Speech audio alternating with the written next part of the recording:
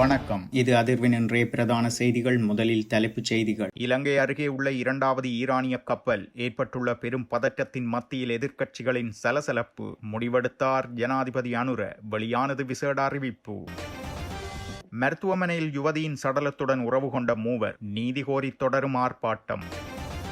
பிரபல பாடசாலை மாணவிகளின் குடிநீர் போத்தலில் மாத்திரைகள். போலீசார் தீவிர விசாரணை. அர்ச்சுனாவிற்கு எதிராக மனு கையளிப்பு. இரணைமடு கமக்காரர் அமைப்புகளின் சம்மேளனம் அதிரடி. ஹார்மோஸ் ஜலசந்தி வழியாக இஸ்ரேல், அமெரிக்கா மற்றும் ஐரோப்பிய நாடுகளின் கப்பல்களுக்கு மட்டுமே தடை. மற்ற நாடுகள் செல்ல அனுமதி. ஈரான் அறிவிப்பு. ஈஸ்டர் தாக்குதலில் 3வது சந்தேக நபராக சுரேஷ் சாலே. சிஐடி வெளியிட்ட தகவல். கட்டாரில் உள்ள இலங்கையர்கள் உடனடியாக பதிவு செய்யுங்கள். தூதரகத்தின் அவசர அறிவிப்பு. அனர்த்த காலங்களில் பணியாற்றும் அரசு அதிகாரிகளுக்கான கொடுப்பனவு 100% அதிகரிப்பு. ஈரானிய கப்பல் விவகாரம். முடிவை எடுக்க முடியாவிட்டால் ஸ்ரீமாவோ பண்டாரநாயக்க அவர்கள் பின்பற்றிய ராஜதந்திர நடைமுறையை பின்பற்றவும் நாமல் ராஜபக்ச தெரிவிப்பு. ராத்திரியிலும் கூட பயணம் செய்யக்கூடிய ஒரு சுதந்திரமான சூழ்நிலை காணப்பட்டது என்றால், இறுதி யுத்தத்தின் போது இசைப்பிரியா என்று சொல்லப்படுகின்றவர் கூட்டு பாலியல் பலாத்காரம் செய்யப்பட்டு கொல்லப்பட்டிருந்தார். இதற்கு முன்பாக 1971 கால பகுதியில் நான் நினைக்கின்றேன் ஏவிபி கட்சிக்கு ஆதரவு கொடுத்தவர் என்ற வகையில் மனம் பெரியவர்கள் கதிர்காமத்தில். மத்திய கிழக்கில் தொடரும் பதற்றங்களுக்கு மத்தியில் கொழும்பு துறைமுகத்திற்கு அருகிலுள்ள கடற்பரப்பில் இரண்டாவது ஈரானிய கப்பல் நங்கூரமிடப்பட்டுள்ளதாக நேற்றைய நாளில் செய்திகள் வெளியாகியிருந்தன. IRINS புஷேர் என்று அழைக்கப்படும் இந்த கப்பல் டேங்கர் வகை ராணுவ விநியோக கப்பலாக கருதப்படுகிறது. இந்த கப்பல் கொழும்பு துறைமுகத்திலிருந்து சுமார் 12 கடல் மைல் தொலைவில் கடலில் நங்கூரமிடப்பட்டுள்ளதாக கூறப்பட்டது. நேற்று முன்தினம் மூழ்கியதாக கூறப்படும் ஈரானிய கப்பலுக்கு பொருட்களை வழங்குவதற்காக இந்த கப்பல் வந்துள்ளதாகவும் தெரிவிக்கப்பட்டது. கப்பலில் கணிசமான எண்ணிக்கையிலான அதிகாரிகள் இருப்பதாகவும் AAS தானியங்கி அடையாள அமைப்பு செயலிழக்க செய்யப்பட்டுள்ளதாகவும் கூறப்பட்டது. இந்த கப்பல் இதற்கு முன்பு பலமுறை இலங்கைக்கு வந்துள்ளதுடன் இந்த பயணம் எந்த முன் திட்டமிடலும் இல்லாமல் வந்துள்ளதாகவும் தகவல்கள் வெளியாகியிருந்தன. மேலும் இலங்கையின் பிரத்யேக பொருளாதார வலயத்திற்குள் உள்ள மற்றொரு ஈரானிய கப்பலான இக்கப்பல் அவசரமாக துறைமுகத்திற்குள் நுழைய அனுமதி கோரியுள்ளமை தொடர்பில் அரசாங்கத்தின் பதில் என்ன எனும் கேள்விகள் நாடு பூராகவும் பரவியிருந்தன. அதேவேளை எதிர்க்கட்சிகள் இதுகுறித்தும் கேள்விகள் எழுப்பியிருந்தன. இவ்வாறான பின்னணியில் ஜனாதிபதி அனுரகுமார் திசாநாயக்க இலங்கையின் கடற்பரப்புக்கு அருகில் இருக்கும் ஈரானிய கடற்படை கப்பலில் உள்ள பணியாளர்கள் கொழும்பு துறைமுகத்தில் இறக்கப்படுவார்கள் என்று தெரிவித்துள்ளார். அதனைத் தொடர்ந்து அந்த கப்பல் திருகோணமலை துறைமுகத்திற்கு கொண்டு செல்லப்படும் என்றும் கப்பலில் உள்ள 208 பேரையும் பாதுகாப்பாக கொழும்பு துறைமுகத்திற்கு கொண்டு வருவதற்கான ஏற்பாடுகளை இலங்கை கடற்படையினர் செய்து வருவதாகவும் குறிப்பிட்டுள்ளார். ஜனாதிபதி செயலகத்தில் நடைபெற்ற செய்தியாளர் சந்திப்பின் போது தற்போதைய முன்னேற்றம் தொடர்பான சிறப்பு அறிக்கையை வெளியிட்ட போது ஜனாதிபதி இவ்விடயத்தை உறுதிப்படுத்தியுள்ளார். அணிசேரா கொள்கையை இறுக்கமாக கடைபிடிக்கும் அதே நேரம் மனிதாபிமான ரீதியான முன்னெடுப்புகளையும் இலங்கை மேற்கொள்ளும். எந்த ஒரு நாடும் இலங்கையின் இறையாண்மைக்கு உட்பட்ட பிரதேசத்தை தமது நலனுக்காக பயன்படுத்த அனுமதிக்கப்பட மாட்டாது. மத்திய கிழக்கு நாடுகளில் அமைதியற்ற நிலை தோற்றம் பெற்றுள்ள நிலையில் இலங்கை நடுநிலையான கொள்கையை பின்பற்றும். இலங்கையின் கடற்பரப்பில் தஞ்சமடைபவர்களின் உயிர்களை பாதுகாக்க வேண்டிய கடப்பாடு ராச்சியத்துக்கு உண்டென்றும் குறிப்பிட்டுள்ளார். தற்போதைய சூழ்நிலையை குறுகிய அரசியல் இலக்குகளுக்காக பயன்படுத்துவதை தவிர்க்குமாறும் ஜனாதிபதி அனைத்து தரப்பினரையும் கேட்டுக்கொண்டுள்ளார். உலக அமைதியை அடைய அனைத்து தரப்பினரின் அர்ப்பணிப்பு அவசியம் என்றும் இச்சந்திப்பில் குறிப்பிட்டுள்ளார். இவ்வாறான நிலையில் உதவிக்கரம் நீட்டுமாறு கோரிக்கை விடுத்த கப்பலை இலங்கை விமானப்படை சென்றடைந்ததாக கூறப்படுகிறது. மேலும் ஈரான் கப்பலில் உள்ள 208 பணியாளர்களையும் கப்பலையும் அழைத்து வர நடவடிக்கை எடுக்கப்பட்டுள்ளதாகவும் அறிய முடிகிறது. இதேவேளை இலங்கை மனிதாபிமானத்தோடு நடந்து கொண்டிருந்தாலும் கூட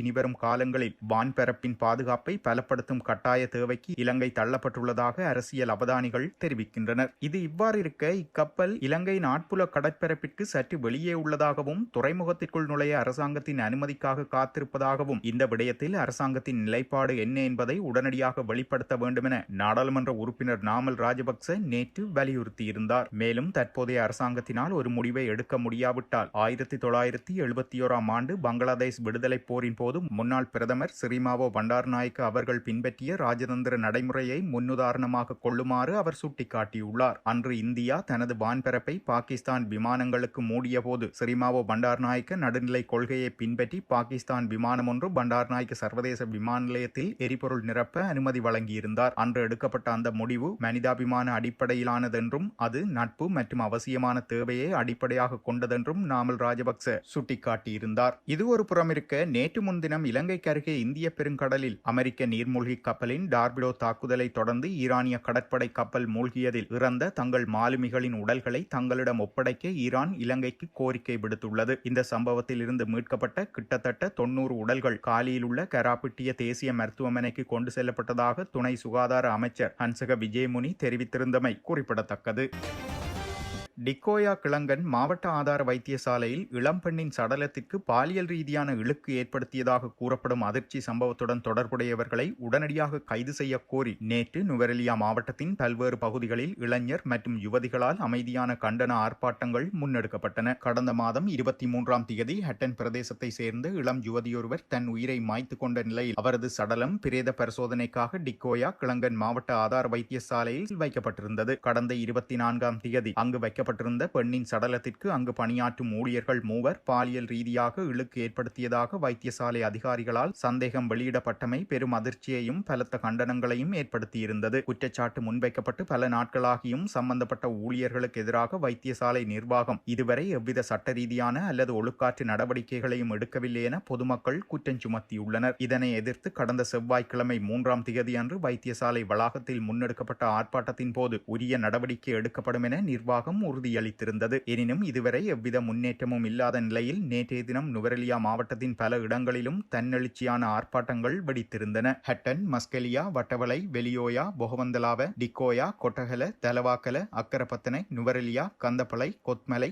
மற்றும் ரம்புடை உள்ளிட்ட பகுதிகளில் இருந்து பெருந்திரளான இளைஞர்கள், யுவதிகள் இந்த ஆர்ப்பாட்டத்தில் கலந்து கொண்டனர். இதன்போது சம்பந்தப்பட்ட 3 ஊழியர்களும் உடனடியாக பணியிலிருந்து இடைநீக்கம் செய்யப்பட வேண்டும் என்றும் அவர்கள் மூவரும் உடனடியாக கைது செய்யப்பட்டு சட்டத்தின் முன் நிறுத்தப்பட வேண்டும் என்றும் இவ்வாறான மனிதாபிமானமற்ற செயல்கள் இலங்கையின் எப்பாகத்திலும் இனி நடைபெறாத வண்ணம் அரசாங்கம் கடுமையான சட்டங்களை இயற்ற வேண்டும் என்ற முக்கிய கோரிக்கைகள் முன்வைக்கப்பட்டிருந்தன. சம்பவம் தொடர்பாக விரைவான மற்றும் கடுமையான சட்ட நடவடிக்கைகள் எடுக்கப்பட வேண்டும் எனவும் பொதுமக்கள் மற்றும் சமூக அமைப்புகள் தொடர்ச்சியாக வலியுறுத்தி வருகின்றமை குறிப்பிடத்தக்கது.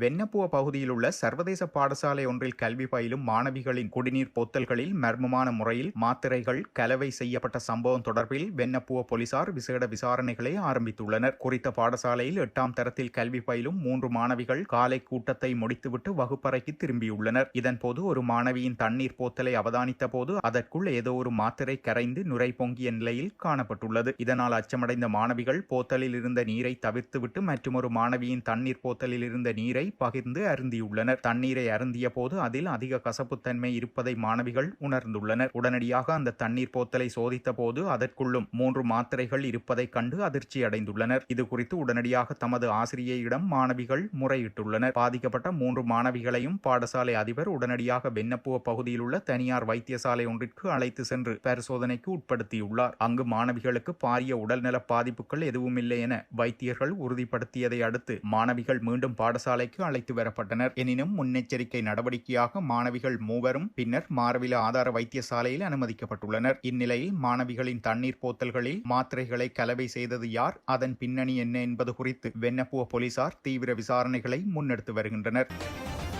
கிளிநொச்சி மாவட்ட அபிவிருத்தி குழு கூட்டத்தில் இரணைமடு கமக்காரர் அமைப்புகளின் சம்மேளனம் பற்றி நாடாளுமன்ற உறுப்பினர் ராமநாதன் அர்ச்சுனா தெரிவித்த கருத்துக்கு உரிய ஆவணங்களை சமர்ப்பித்து அதன் உண்மை தன்மையை வெளிப்படுத்த சந்தர்ப்பம் தருமாறு வலியுறுத்தியும் நாடாளுமன்ற உறுப்பினர் அர்ச்சுனாவின் சந்தேகங்களை தெளிவுபடுத்தியும் மாவட்ட அரசாங்க அதிபரிடம் மனு ஒன்றை கையளித்துள்ளனர். குறித்த மனுவில் கடந்த 25/2/2026 நடைபெற்ற மாவட்ட அபிவிருத்தி குழு கூட்டத்தில் நாடாளுமன்ற உறுப்பினர் அர்ச்சுனா எமது சம்மேளனத்தின் மீது மிகவும் பாரதூரமான குற்றச்சாட்டு முன்வைத்துள்ளார். அன்றைய கூட்டத்திற்கு எம்மை அழைக்காமையினால் நாம் அங்கு சமூகம் அளிக்கவில்லை. அந்த சந்தர்ப்பத்தை பயன்படுத்தி நிகழ்ச்சி நிரலில் இல்லாத ஒரு விடயத்தை அதிகாரிகள் கையில் உரிய ஆவணங்கள் இல்லாத நிலையிலும் மிக மோசமான வார்த்தைகளால் எமது சம்மேளனம் விமர்சிக்கப்பட்டுள்ளது என்பதை வருத்தத்துடன் தெரிவித்துக் கொள்வதோடு எமது பக்க நியாயங்களையும் உண்மைகளையும் தங்களின் மேலான கவனத்திற்கு தருகின்றோம் என்றும் இதனை ஆராய்ந்து ஏற்று ஆவண செய்வீர்கள் எனவும் நம்புகிறோம் எனவும் அவர்கள் தெரிவித்துள்ளனர். மேலும் ஸ்ரீதரன், கஜேந்திரகுமார் பொன்னம்பலம், ரஜீவன், ராமநாதன் அர்ச்சுனா, அரசாங்க அதிபர் மாவட்ட செயலகம் கிளிநொச்சி, பிரதி ஆணையாளர் கமநல அபிவிருத்தி திணைக்களம் கிளிநொச்சி, பிரதி பணிப்பாளர் நீர்ப்பாசன திணைக்களம், பிரதி மாகாண விவசாய பணிப்பாளர், தேசிய கணக்காய்வு திணைக்களம், மாவட்ட செயலகம் உள்ளிட்டவர்களுக்கு இந்த மனுவின் பிரதிகள் கொடுக்கப்பட்டுள்ளமையும் குறிப்பிடத்தக்கது. ஈரான் மற்றும் இஸ்ரேல் இடையே போர் பதற்றம் அதிகரித்து வரும் நிலையில் உலக நாடுகளின் கவனம் தற்போது ஹர்முஸ் ஜலசந்தி மீது திரும்பியுள்ளது. உலக அளவில் கச்சா எண்ணெய் போக்குவரத்தில் ஹர்முஸ் ஜலசந்தி மிகவும் முக்கியமான பாதையாகும். சவுதி அரேபியா, ஈராக், குவைத் மற்றும் ஐக்கிய அரபு அமீரகம் ஆகிய நாடுகளிலிருந்து இந்தியா உள்ளிட்ட நாடுகளுக்கு எண்ணெய் கொண்டுவர இந்த பாதை பயன்படுத்தப்படுகிறது. இந்த ஜலசந்தியை ஈரான் மூடிவிடும் என்று உலக நாடுகள் அஞ்சிய நிலையில் ஈரான் ஒரு முக்கிய விளக்கத்தை அளித்துள்ளது. ஹர்முஸ் ஜலசந்தி வழியாக இந்தியா, சீனா உள்ளிட்ட நட்பு நாடுகளின் கப்பல்கள் செல்வதற்கு தடை இருக்காதென்று ஈரான் தெரிவித்துள்ளது. இந்த ஜலசந்தி பாதை இஸ்ரேல், அமெரிக்கா மற்றும் ஐரோப்பிய நாடுகளின் கப்பல்களுக்கு மட்டுமே மூடப்படும் என்றும் ஈரான் எச்சரித்துள்ளது. இந்த அறிவிப்பு இந்தியாவுக்கு பெரும் நிம்மதியை தந்துள்ளதாக நிபுணர்கள் கருதுகின்றனர். இந்தியாவின் கச்சா எண்ணெய் இறக்குமதியில் பெரும் பகுதி இந்த பாதை வழியாகவே வருகிறதென்றும், ஈரான் இந்தியாவின் நட்பு நாடு என்பதால் எண்ணெய் விநியோகத்தில் பாரிய பாதிப்பு இருக்காதென்றும் எதிர்பார்க்கப்படுகிறது. ஒருவேளை இந்த பாதை முற்றிலும் மூடப்பட்டால் சர்வதேச சந்தையில் கச்சா எண்ணெய் விலை உயரும் அபாயம் காணப்பட்டது. தற்போது ஈரானின் இந்த நிலைப்பாடு இந்தியாவின் பொருளாதார பாதுகாப்பிற்கு சாதகமாக அமைந்துள்ளதாகவும் கூறப்படுகிறது. இருப்பினும் போர்ச்சூழல் நிலவுவதால் இப்பகுதியில் பதற்றம் நீடிப்பதாகவும், இந்திய கப்பல்கள் பாதுகாப்பாக செல்வதை உறுதி செய்ய இந்திய கடற்படை நிலைமைகளை கண்காணித்து வருகின்றதாகவும் கூறப்படுகிறது. எங்களுக்கு தெரிய வேண்டும், உலகத்தின் முதலாவது பெண் பிரதமர் ஸ்ரீமாவோ பண்டாரநாயக்கா என்பதை நாங்கள் அறிந்து கொள்கின்றோம். அந்த ஸ்ரீமாவோ பண்டாரநாயக்கா உலகத்தின் இலங்கையின் முதலாவது பெண் பிரதமர் என்று சொல்வதை விட உலகத்தின் முதலாவது பெண் பிரதமராக ஸ்ரீமாவோ பண்டாரநாயக்கா அவர்கள் இருந்திருக்கின்றார். அப்படி என்றால் எமது உலகத்திலே முதலாவது பெண் பிரதமர் இந்த நாட்டில் இருந்திருக்கின்றார் என்றால் இந்த பெண்களின் அந்த வாழ்க்கை தரம் என்பது எத்துணை தூரம் வளர்ச்சி அடைந்திருக்க வேண்டும் என்று பார்க்கின்றோம். ஆனால் அந்த உலகத்தின் முதலாவது பெண் பிரதமராக இருந்தவர் ஒரு விதவையாக்கப்பட்டிருக்கின்றார் என்பதும் குறிப்பிடத்தக்க ஒரு விடயம். உலகத்தில் ஒரு முன்மாதிரியாக சொல்லப்பட்டவர் ஒரு விதவையாக்கப்பட்டிருக்கின்றார். உலகத்தில் அல்லாது இலங்கையின் முதல் பெண் ஜனாதிபதியாக இருந்தவரும் விதவையாகத்தான் இருந்திருக்கின்றார். ஆகவே ஏதோ ஒரு வகையில் பெண்கள் பாதிக்கப்பட்டுக் கொண்டிருக்கின்றார்கள். யுத்த வரலாற்றை எடுத்து பார்க்கின்ற போதும் கூட இந்த பெண்கள் என்பது பழிவாங்கக்கூடிய ஒரு இலகு பொருட்களாக அடையாளம் காணுகின்றார்கள். அந்த நேரத்தில் பார்த்தால் சில தாய்மார்கள் அம்பாறை மாவட்டத்தில் மத்திய முகாமை எடுத்துக்கொண்டால் அங்கு கோணேஸ்வரி என்று சொல்லப்படுகின்ற பெண் பாலியல் பலாத்காரம் செய்யப்பட்டு படுகொலை செய்யப்பட்டிருந்தார். புங்குடுதீவில் சாரதாம்பாள் என்று சொல்லப்படுகின்ற பெண் பாலியல் பலாத்காரம் செய்யப்பட்டு கொல்லப்பட்டிருந்தார். சுண்டிக்குழியில் கிருஷாந்தி என்பவர் அவ்வாறு பாலியல் பலாத்காரம் செய்யப்பட்டு கொல்லப்பட்டிருந்தார். அதே போன்றுதான் இறுதி யுத்தத்தின் போது இசைப்பிரியா என்று சொல்லப்படுகின்றவர் கூட்டு பாலியல் பலாத்காரம் செய்யப்பட்டு கொல்லப்பட்டிருந்தார். இதற்கு முன்பாக 1971 காலப்பகுதியில் நான் நினைக்கின்றேன் ஜேவிபி கட்சிக்கு ஆதரவு கொடுத்தவர் என்ற வகையில் மனம்பெரியவர்கள் கதிர்காமத்தில் அவ்வாறு பாலியல் பலாத்காரம் செய்து கொல்லப்பட்டிருக்கின்றார். ஆகவே பெண்களை மிக மோசமாக அவமானப்படுத்தி அவர்களை பாலியல் பலாத்காரம் செய்து கொல்லுகின்ற ஒரு பொறிமுறை என்பது 1971ஆம் ஆண்டிலிருந்து இறுதி யுத்தம் வரையும் அது கடைபிடிக்கப்பட்டு வந்திருக்கின்றது. ஆனால் ஒரு விடயத்தை பார்க்க வேண்டும், ஆளும் வர்க்கத்தினரால் அல்லது ஆளுங்கட்சியினரால் நாங்கள் சுட்டிக்காட்டப்படுகின்ற ஒரு விடயம் என்றால் நாங்கள் விடுதலை புலிகளை பயங்கரவாதிகள் என்று நாமகரணம் சூட்டியிருந்தோம். ஆளுங்கட்சியினர் ஒரு பகுதியில் அவர்கள் போராளிகளாக பார்க்கப்பட்டாலும் பயங்கரவாதிகள் என்று சொல்லப்பட்டிருந்தார்கள். அவர்கள் வடக்கு கிழக்கை ஆளுகைக்கு உட்பட்டிருந்த காலத்தில் பார்த்தால் பெண்கள் அர்த்த ராத்திரியிலும் கூட பயணம் செய்யக்கூடிய ஒரு சுதந்திரமான சூழ்நிலை காணப்பட்டது என்றால் இதனை நாங்கள் சிந்திக்க வேண்டும். சட்ட ரீதியான அரசாங்கங்கள் எந்த அளவு பெண்களுக்குரிய பாதுகாப்பை வழங்கி இருக்கின்றார்கள் என்பதை பற்றி நாங்கள் சிந்திக்க வேண்டும். இது மட்டுமல்லாமல் நான் நினைக்கிறேன் பர்வீன் சுல்தான் அவர்கள் ஒரு பேச்சாளராக இருக்கின்றவர், இந்த யூடியூப்ல அநேகமாக பேசிக்கொண்டு வருகின்றவர், இந்தியாவை சேர்ந்த ஒரு முற்போக்கான ஒரு பெண் பேச்சாளர்.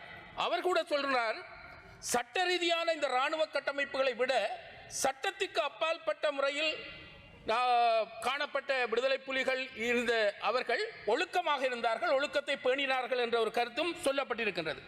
ஏன் சொல்லுகின்றேன் என்றால் நாங்கள் கிட்டத்தட்ட சுதந்திரம் பெற்று 48ஆம் ஆண்டு சுதந்திரம் பெற்று இப்போது நாங்கள் 78 ஆண்டுகளை கடந்திருக்கின்றோம். இந்த 78 ஆண்டுகளை கடக்கின்ற போது நாங்கள் என்ன செய்திருக்கின்றோம் என்பதை பற்றி நாங்கள் சிந்திக்க வேண்டும். ஆகவே இந்த அரசாங்கமாவது இப்போது உங்களுக்கு தெரியும், சந்தியா எக்னலிகோட அவர்களது மனைவி சந்தியா காணாமலாக்கப்பட்ட கணவனை தேடிக்கொண்டிருக்கின்றார். இந்த மகளிர் தினத்தில் நாங்கள் அதனையும் பற்றி சிந்திக்க வேண்டும். அவர் பல இடங்களில் ஐக்கிய நாடுகள் சபை வரைக்கும் சென்று குரல் கொடுத்துக் கொண்டிருக்கிறார். எக்னலிகோட அவர்களை கண்டுபிடிப்பதற்காக விதவையாக அலைந்து கொண்டிருக்கிறார் சந்தியா. அதே போல லசந்த விக்ரமதுங்க அவர்கள் சிறந்த ஒரு ஊடகவியலாளர், அவரும் சுட்டுக்கொலை செய்யப்பட்டிருக்கின்றார். அவருடைய மனைவி மகள் நீதிக்காக ஏங்கிக் கொண்டிருக்கின்றார்கள்.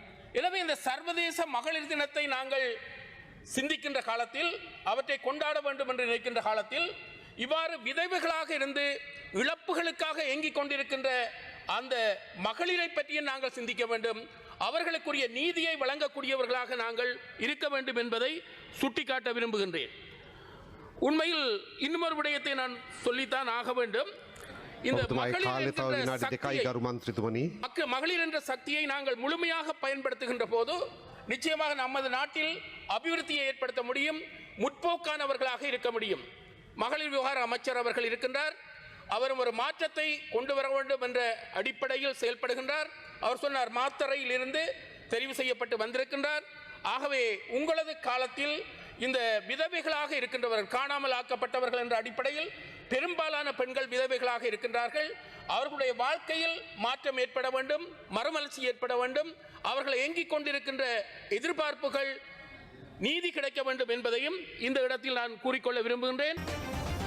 பயங்கரவாத தடுப்புச் சட்டத்தின் கீழ் தடுத்து வைக்கப்பட்டு விசாரிக்கப்பட்டு வரும் ஓய்வு பெற்ற மேஜர் ஜெனரல் சுரேஷ் சாலே 2019 ஈஸ்டர் ஞாயிறு தாக்குதல்கள் தொடர்பான விசாரணையில் 3வது சந்தேக நபராக பெயரிடப்பட்டுள்ளதாக குற்றப்புலனாய்வுத்துறை கொழும்பு நீதவான் நீதிமன்றத்திற்கு தெரிவித்துள்ளது. இந்த சம்பவம் தொடர்பாக சாலே பிப்ரவரி 25, 2026 அன்று கைது செய்யப்பட்டிருந்தார். விசாரணைக்கு வழங்கப்பட்ட அனுமதியின் பேரில் அவர் தற்போது 90 நாட்கள் தடுத்து வைக்கப்பட்டு விசாரிக்கப்பட்டு வருகிறார். இந்நிலையில் இவ்விடயம் குறித்து குற்றப்புலனாய்வுத்துறை நீதிமன்றத்திற்கு ஒரு மனுவை தாக்கல் செய்துள்ளது. இதன்போது சாலேவை சந்தேக நபராக குறிப்பிடுவதற்கான ஆதாரங்கள் உள்ளதா என்று நீதவான் கேட்டுள்ளார். மேலும் இதுவரை மேற்கொள்ளப்பட்ட விசாரணைகளின்படி ஆதாரங்கள் கண்டுபிடிக்கப்பட்டுள்ளதாக குற்றப்புலனாய்வுத்துறை நீதிமன்றத்திற்கு தெரிவித்துள்ளது. சந்தேக நபரான சுரேஷ் சாலே தடுப்பு காவல் உத்தரவின் கீழ் தடுத்து வைக்கப்பட்டுள்ளதால் அவரை கண்காணிக்க உத்தரவிடுமாறும் மேலும் குற்றப்புலனாய்வுத்துறை நீதிமன்றம் கோரியுள்ளது. இந்த சம்பவம் தொடர்பாக கிழக்கு மாகாண முன்னாள் போலீஸ் கண்காணிப்பாளர் மற்றும் இருவர் ஏற்கனவே சந்தேக நபர்களாக பெயரிடப்பட்டுள்ளனர். வவுணதீவில் 2 போலீஸ் அதிகாரிகள் கொல்லப்பட்டது மற்றும் ஈஸ்டர் ஞாயிறு தாக்குதல் தொடருக்கு முன்னர் நடந்த சாய்ந்தமருது குண்டுவெடிப்பு தொடர்பான முக்கிய தகவல்கள் குறித்து விசாரணைகள் நடத்தப்பட்டு வருவதாகவும் குற்றப்புலனாய்வுத்துறை நீதிமன்றில் தெரிவித்துள்ளது. மத்திய கிழக்கு பிராந்தியத்தில் நிலவும் தற்போதைய பாதுகாப்பு சூழலை கருத்தில் கொண்டு கட்டாரில் வசிக்கும் அனைத்து இலங்கை பிரஜைகளும் தங்களை பற்றிய விவரங்களை உடனடியாக தூதரகத்தில் பதிவு செய்யுமாறு கட்டாரில் உள்ள இலங்கை தூதரகம் அவசர கோரிக்கை விடுத்துள்ளது. கட்டாரில் உள்ள இலங்கை தூதரகம் விடுத்துள்ள விசேட அறிவிப்பில் இதற்காக வழங்கப்பட்டுள்ள கூகுள் படிவத்தை பூர்த்தி செய்வதன் மூலம் இலங்கையர்கள் தங்களை பதிவு செய்து கொள்ள முடியும் என தெரிவிக்கப்பட்டுள்ளது. பிராந்தியத்தில் ஏதேனும் அசாதாரண சூழல் ஏற்படும் பட்சத்தில் இலங்கையர்களுடன் விரைவான தொடர்புகளை பேணுவதற்கு இந்த தரவுகள் உதவும் எனவும் அவசர வெளியேற்றம் அல்லது பாதுகாப்பு திட்டங்களை முன்னெடுக்கும் போது தூதரகத்தின் ஒருங்கிணைப்பு பணிகளை இது இலகுபடுத்தும் எனவும் கட்டாரில் உள்ள இலங்கை தூதரகம் தெரிவித்துள்ளது. இலங்கையர்களின் பாதுகாப்பு மற்றும் நலன் சார்ந்த விடயங்களை உறுதிப்படுத்த இவ்வாறான தரவு சேகரிப்பு மிக அவசியம் எனவும் தூதரகம் சுட்டிக்காட்டியுள்ளது. மத்திய கிழக்கில் ஈரான் இஸ்ரேல் பதற்றம் மற்றும் கடல்சார் அனர்த்தங்கள் அதிகரித்து வரும் நிலையில் வெளிநாடுகளில் உள்ள இலங்கை தொழிலாளர்கள் மற்றும் குடியிருப்பாளர்களின் பாதுகாப்பை உறுதிப்படுத்த இலங்கை அரசு எடுத்துள்ள முன்னெச்சரிக்கை நடவடிக்கையாக இது பார்க்கப்படுகிறது. பேரழிவு மற்றும் அனர்த்த காலங்களில் பணியாற்றும் அரசாங்க உத்தியோகத்தர்களுக்கான விசேட கொடுப்பனவுகளை அதிகரிக்க அமைச்சரவை தீர்மானித்துள்ளது. இதற்கமைய தற்போதுள்ள கொடுப்பனவுகளை 100% உயர்த்த முடிவு செய்யப்பட்டுள்ளது. 2025 நவம்பர் முதல் டிசம்பர் வரை நிலவிய வெள்ள பாதிப்புகளின் போது பணியாற்றிய அதிகாரிகளுக்கும் இனிவரும் காலங்களில் அனர்த்த மீட்பு பணிகளில் ஈடுபடும் ஊழியர்களுக்கும் இந்த அதிகரித்த கொடுப்பனவு வழங்கப்படும் என எதிர்பார்க்கப்படுகிறது. இத்துடன் செய்திகள் நிறைவடைகின்றன. மறக்காமல் அதிர்வு சேனலை லைக் மற்றும் சப்ஸ்கிரைப் செய்து கொள்ளுங்கள்.